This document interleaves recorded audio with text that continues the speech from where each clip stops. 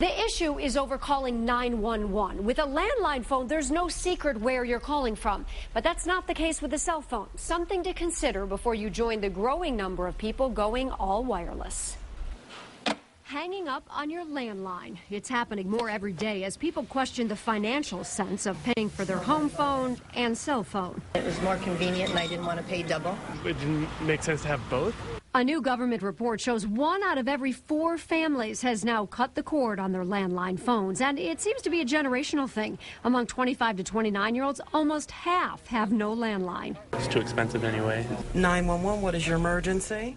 But what price could you ultimately pay? And what's the nature of your emergency, sir? We paid a visit to Oakland County Central Dispatch Center, where more than 70% of 911 calls come from wireless phones, 27% from landlines. When you get a normal landline 911 call, the address, the phone number pop up automatically. Dispatchers immediately know where to send help to, but that's not the case with wireless 911 calls. And on a cell phone, you would get an X and a Y coordinate. Location information based on the cell phone towers you're closest to or your phone's GPS. This call came in somewhere along or near Grand River. It could be further south, and that actually would be into another city. Federal law requires that in 95% of 911 calls from GPS-enabled phones, the caller must be within 150 meters of the location that pops up on the dispatcher's 911 screen.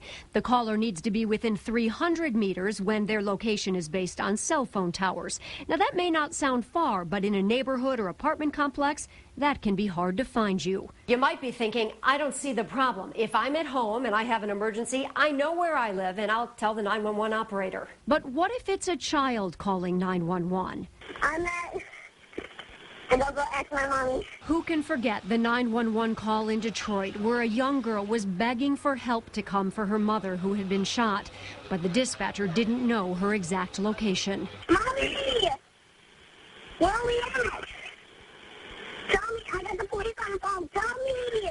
Then there was the recent case in Oakland County. You couldn't understand anything the patient was saying. They asked the person yes and no questions to try and get them to press the buttons. While she was trying to communicate with the patient, I called the cell phone company and asked for the subscriber information for his name and address. The wireless carriers will provide that information in an emergency.